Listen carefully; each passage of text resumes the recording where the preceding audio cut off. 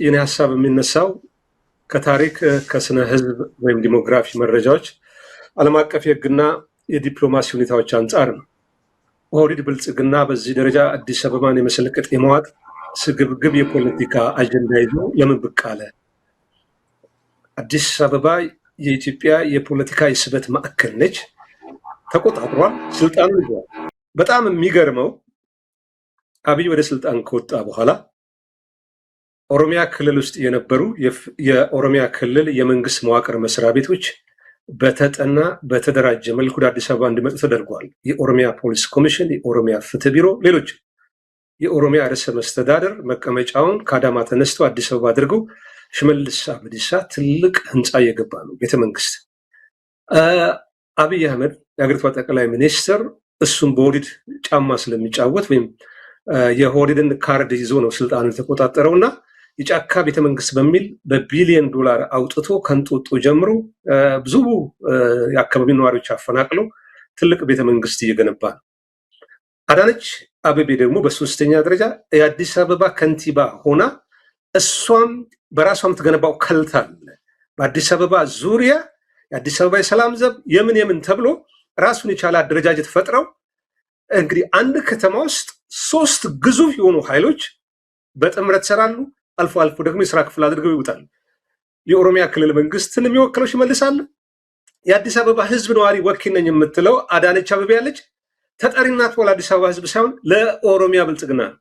ጠቅላይ ሚኒስትሩ ከሁለቱ ጋር የተናበበ ከሁለቱ መረጃዎች እየወሰደ ለአማራው በሚፈልገው ቋንቋ እየተናገረ አዲስ አበባን ቀስ በቀስ ለመጀመሪያ ማነቅ የጀመሩት እኮ ሸገር ሲቲን እናቋቁማለን ብለው በአዲስ አበባ ዙሪያ ቀለበት ሰርተው ከ90,000 በላይ ኦሮሞ ያልሆኑ ነዋሪዎችን አፈናቅለው አንድ ዶክተር ጋቢሳ ነው ምናምን የሚባል ሰው ስሙን ልሳሳት እችላለሁ፣ የሸገር ከተማ ከንቲባ አሁን በዚህ በ2007ኛው ሀገራዊ ምርጫ በአዲስ አበባ ካርድ የተጫወተ ነው ለክልል ምክር ቤት። ይሄ ግለሰብ ህገወጥ ድሃዎችን ህጋዊ ያደረግናቸው ብሎ የተሳለቀበት ነው። አዲስ አበባ ላይ የተሰራው ሸምቀቆ ከሸገር ይጀምራል። እነሱ ዲሞግራፊውን የመቀየር ብዙ ፕሮጀክቶችን ሰርተው አጥንተው ነው የመጡት። ከታሪክ አንጻር ሌላው ሰው ደግሞ ይሽኮረመማል። አዲስ አበባ ከተማ ውስጥ 6.5 ወይም 7 ሚሊዮን ነዋሪ አለ። በአሃዝ በፊገር ብናስቀምጠው የትየለሌ ነው። ይሄ ነዋሪ ቁጭ ብሎ ከክፍለ ሀገር የመጡ በተለይ ወደ ብልጽግና አባላት ወይ ከወለጋ ወይ ከባሌ ወጣው በአዲስ አበባ ከተማ ላይ በባለቤትነት ያዛል፣ ያናዛል፣ ያፈናቅላል፣ እንደገና ይቆጣል። የአዲስ አበባን ምናልባት 10 ምናምን ክፍለ ከተማዎችን አብዛኛው የተቆጣጠረው የወዴት ብልጽግና ነው። የክፍለ ሀገር ልጅ ነው። የክፍለ ሀገር ልጅ አዲስ አበባን ያምር አይደለም። ግን እነዚህ ካድሬዎች ተሞልተው ተቀጥቅጠው የመጡት አዲስ አበባ ውስጥ ጨቋኝ ስርዓት ነበር። ያንን መንገለናል። ከአንድ ምናልባት በዚህ የዘውግ የጥላቻ ፖለቲካ ውስጥ ዘውግ ተኮር የጥላቻ ፖለቲካ ውስጥ ጠላት ፈጥሮ ደጋፊ ማሰባሰብ የተለመደ ስለሆነ አንድ ጠላት የሚሉት ማህበረሰብ አለ። ይህን በመጠላት ካድሬዎች ከታች ጀምሮ ተጠምቆ የመጡት አዲስ አበባ ህዝብ ላይ ተጭነዋል። ስለዚህ ቀስ በቀስ ሌላውን በማጽዳት ከኮሪደር ልማቱ ጀምሮ በተጠና መንገድ ነባር የአዲስ አበባ ከተማዋ ነዋሪን እንዴት ነቀለው ከከተማው ዳር እንደፈነገሉት ብዙ አስረጃዎችን እንጠቅሳለን። ቤዝድ ኦን ኤቪደንስ ነው የምናወራው። ስለዚህ ወደ ዋና ጉዳይ እንምጣ። እነሱ አስበው አቅደው ነው የሚመጡት። ሌላው ደግሞ የተሽኮረመመ ነው። አዲስ አበባ የሁላችንም ነች ይላል። ጥቂት ሰዎች ይናገራሉ። ሌላው በዝምታ ውስጥ የሚሆነውን እንኳን አያውቅም። ነገ በኦሮሚያ ክልል ውስጥ ብዙ መብት ተጥሷል። ኦሮሞ ያልሆኑ ተወላጆች የደረሰባቸው በደል፣ ግድያ፣ አፈና፣ የንብረት መወረስ፣ መፈናቀል በራችሁን ያንኳኳል። በዚህ ጉዳይ ወሳኝ ነገር ካላደረጋችሁ የኦሮሞ ፖለቲከኞች በተለይ ዘውግ ተኮር የኦሮሞ ሊቃን ፖለቲከኞች የሚያደርጉት ልክ ህወሓት እንደሚያደርገው ቀደም ሲል በነበረው የፖለቲካ ትግል ውስጥ ህወሓት ሲነካ ልክ ከትግራይ ህዝብ ጋር የማያያዝ ነገር አለ። ይሄ ፈጽሞ ከዛ ጋር የሚያያዝ አይደለም። ጥቂት የኦሮሞ ሊቃን እንም እየተቃወሙ ነው። እነሱ የሚያነሱት ነገር አለ። ከታሪክ እንሂድ። አዲስ አበባ በታሪክ የኦሮሞ ነች ወይ? እንግዲህ በመካከለኛው ዘመን አጼ ዳዊት የተባሉ በ15ኛው አካባቢ የኢትዮጵያ ንጉሠ ነገሥት በነበሩበት ሰዓት አንዳንዶቹ በረራ ይሏታል፣ አንዳንዶቹ ደግሞ የአዲስ አበባን ስም በርበራም ይሏት ነበረ። አጼ ዳዊት የቆረቆራት ነው። ከዛ ከኦሮሞ ኤክስፓንሽን በኋላ እቺ ከተማ ያው ወድማለች። ድጋሚ ደግሞ እምዬ ምኒልክ እቴጌ ጣይቱ የመሰረቷት ነች። እንደውም የአፄ ምኒልክ መናገሻ ነበር ዋና ከተማቸው። ነገር ግን ያው የተፈጥሮ ውሃ፣ የሀብት ጉዳይ፣ የውሃ የደን ለሰራዊታቸው የሚሆን ነገር ሲያጡ ወደ አዲስ አበባ የመጡበት ሁኔታ ተፈጥሯል። እቴጌ ጣይቱ የአየር ክልል ንብረቱን ሲያዩት፣ ቦታውንም ሲያዩት አዲስ አበባ እንደ ስሟ አዲስ ነች፣ በአበባ የተዋበች ነች። ይህም ስያሜ ወጡ። በዚህ 120 ምናምን ዓመት የአዲስ አበባ ምስረታ ውስጥ የታሪክ አሻራቸውን ያስቀመጡት እንግዲህ አፄ ዳዊትም በረራ ብለው ሰይመዋታል። እቴጌ ጣይቱም አዲስ አበባን መስርተዋል። ከአፄ ምኒልክ ጀምሮ አሁን አብይ ስልጣን እስከተቆጣጠረበት ባለው የጊዜ ዑደት ውስጥ በአዲስ አበባዎች ብዙ ከንቲባዎች መጥተዋል። ኦሮሞም፣ አማራም፣ ትግራይም ሌሎችም ተሾመውባታል። አዲስ አበባ በዚህ ሁሉ ውጣ ውረድ ውስጥ ግን ከምስራቅም ከደቡብም ከምዕራንም ከሰሜንም የመጣው ከተማዬ ነች ብሎ ተዋልዶ ተጋብቶ ተቀላቅሎ ተዋህዶ አንድ ወጥ ስነ ልቦና ፈጥሯል። አዲስ አበቤ ከዘውግ በላይ ነው። የአዲስ አበባ ነዋሪ እንግዲህ እኔ የአዲስ አበባ ጨርቆስ አደግኩኝ፣ ሳሪስ ሄድኩኝ። ከነዚህ እኔ ከሁለቱም አካባቢዎች ያገኟቸው የወረስኳቸው ነገር ከጎጥ በላይ ሰውነት፣ አዲስ አበቤነት፣ ኢትዮጵያዊነት ነው። ስለዛውስ እኔ አሁን ከትምህርት ቤት ጀምሮ ከኔ ጋር የተማሩት ኳስ ሲጫወቱ በትንሿ ሜዳ በቂርቆስ አካባቢ እማቃቸውን ሰዎች በብሔር አሁን ለማስታወስ ይቸገራል። አንድም የብሔር ማንነት ስላልነበረን ማለት ነው። የቅርብ ጊዜ ትውስታን እስከ 1983 ባለው የጊዜ ሂደት ውስጥ ይህንን ያላስታውስም። ከዛ በኋላ የተቀረበ ጨዋታ ግን በጣም አሳዛኝ ነው። ስለዚህ የታሪክ ሽሚያውም የት ድረስ የሚያስኬድ አይደለም። በዚህ የታሪክ ዑደት ውስጥ ቀዳማዊ ኃይለ ሥላሴ እኮ ራስ መኮንን በነበሩበት ሰዓት ለግላጋ የሆኑ ወይም ሎጋ የሆኑትን የሶማሌ ተወላጆች አምጥተው አዲስ አበባ ዙሪያዋን እንዲጠብቁ አድርገዋል። ሶማሌውም በአዲስ አበባ ላይ ባለቤት ነው። አደሬው ባለቤት ነው። ጉራጌው ባለቤት ነው። አማራው ባለቤት ነው። ኦሮሞ ባለቤት ነው። አዲስ አበባ ሁሉም ነች። ማን መሰረታት እንዳልነው። ሌላው እንግዲህ ምናልባት ከዚህ ከስነ ህዝብ ዲሞግራፊ አንጻር የተወሰነ አጭር መረጃ ከ1999 የዛሬ 19 ዓመት በነበረው የህዝብ ቆጠራ እንሂድ። እንግዲህ በ19 ዓመት ውስጥ በአንድ ጀንበር የተገለበጠ ነገር ካለ ከህዋት 1983 ህዋት አገሪቷን ከተቆጣጠረ በኋላ አንድ ጊዜ ነው የቤት ቆጠራ የተካሄደው 1999 ዓመተ ምህረት። በዛ የቤት ቆጠራ ፋሲል የተወሰኑ ሀዞችን ልግለጽ። የህዝብ ስብጥርን በተመለከተ በ19 ዓመተ ምህረት ቆጠራ በድምሩ 80 በመቶ የሚሆነው ከኦሮሞ ውጭ ያለው ሌላው የኢትዮጵያ ማህበረሰብ ነው። ፊገር ላስቀምጥ። የስነ ህዝብ ቆጠራ አዲስ አበባ አዳነች አበባ ከንቲባ ቢሮ ማግኘት ትችላላችሁ የኔዳችሁ።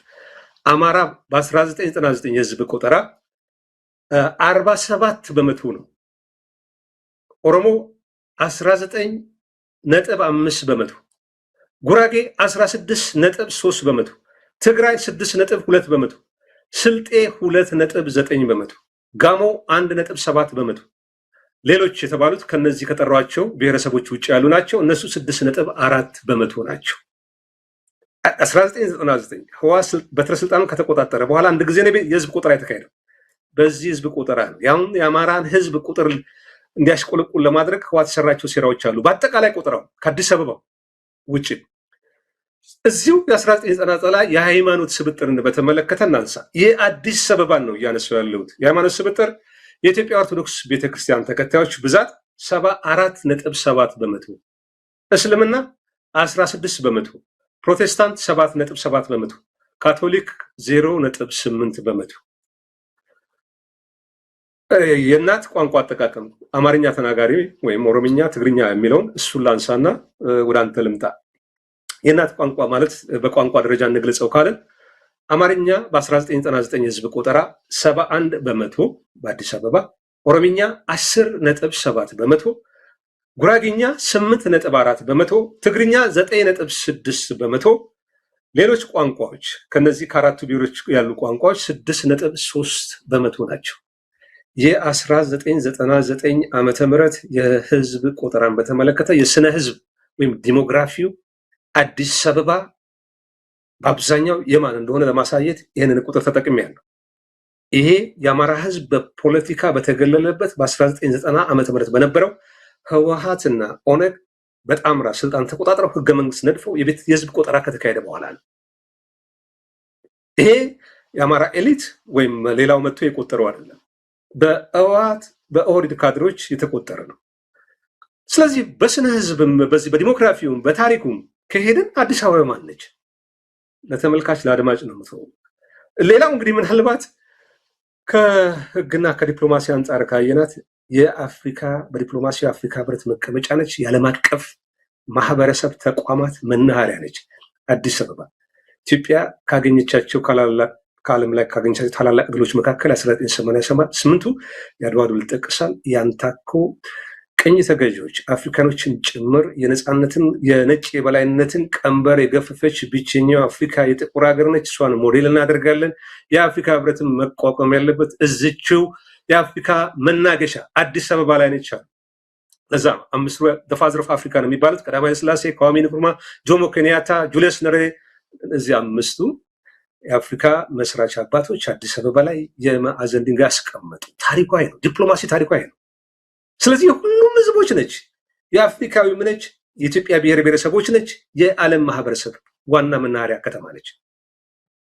ዲፕሎማሲን ያሳይ ነው። በህግም ካየን ይህ ቅድም የ1997-99 የህዝብ ቆጠራ ታከን ከሰሜኑ ከምስራቁም ከደቡቡም ከምስራቁም ተመሞቱ ከተማ ነች ብሎ ወዙን ላቡን ደሙን አፍስሶ የገነባት ታክስ የሚከፍልባት ግብር የሚሰበሰብባት ከተማ ነች። አዲስ አበባ ነች። የሁሉም ኢትዮጵያውያኖች ነች። ስለዚህ የኔ ብቻ ነች፣ የኔ ካለ ሆነች አገር ተፍረስ የሚል አቋም ምናልባት ከእውቀት ማጣት ይሁን ኢትዮጵያን ታሪክ ወይም አጠቃላይ በመጥላት የሚመነጭ ይመስለኛል። መውጫ አንድ ነገር ብቻ ልበል ፋሲል፣ እኔ በምኖርበት አገር ምናልባት ፀሐይ አትጠልቅባትም የተባለችው ታላቋ ብሪታንያ ታሪኳን እናውቃለን። ፀሐይ አትጠልቅም የተባለችው በዓለም ላይ ያልገዙት የቅኝ አገዛዝ የለም። ከህንድም ከፓኪስታንም ባሮችን አምጥተው ከወረሯቸው ቦታዎች ከአፍሪካም ከጃማይካም እንግሊዝ የተገነባችው በእነሱ ላብም ደምም ጉልበትም ነው፣ በእንግሊዞችም ነው። ተዋህዱ፣ ተቀላቀሉ። ሶስተኛው ለውልድ ዛሬ የለንደን ከተማ ሜየር ስሙ ሳዲቅ ካን ይባላል። 2016 ላይ የተመረጠው ለ8 ዓመታት የለንደን ከተማ ነው። ፈላጭ ቆራጩ የህንድ ዝርያ ያለው የእስልምና እምነት ተከታዩ ሳዲቅ ካን ነጭ አይደለም። ዓለምን የገዛችው የነጭ የበላይነት ለማስፈን የትም ድረስ የዘለቀችው እንግሊዝ ሀገር ውስጥ ታሪክ ተቀይረዋል። ሳዲቅ ካን የሜየር ለንደን ነው። የነጮች ሀገር በሆነበት ሀገር ሰው ልጅ አስተሳሰብ እድገት እዚህ ደረጃ ነው የሚደርስ። እንግሊዝ ወይም ለንደን የተገነባቸው በጥቁሩም በነጩም በኤዥያውም ላብና ደም ነው። ባለቤቶች ናቸው። ወሳኙ ሳዲቅ ነው በለንደን ጉዳይ ላይ። የዓለም ታሪክ ይህንን የሚያሳየን የኒውዮርኩ እነ ሱራፌል እነ ሰውነት እነ ጴጥሮስ ያሉበት ሀገር የአሜሪካዊ ኒውዮርክ ከንቲባ ከትራምፕ ጋር እንግዲህ የሚመላለሰውን ቃል ትሰማለህ።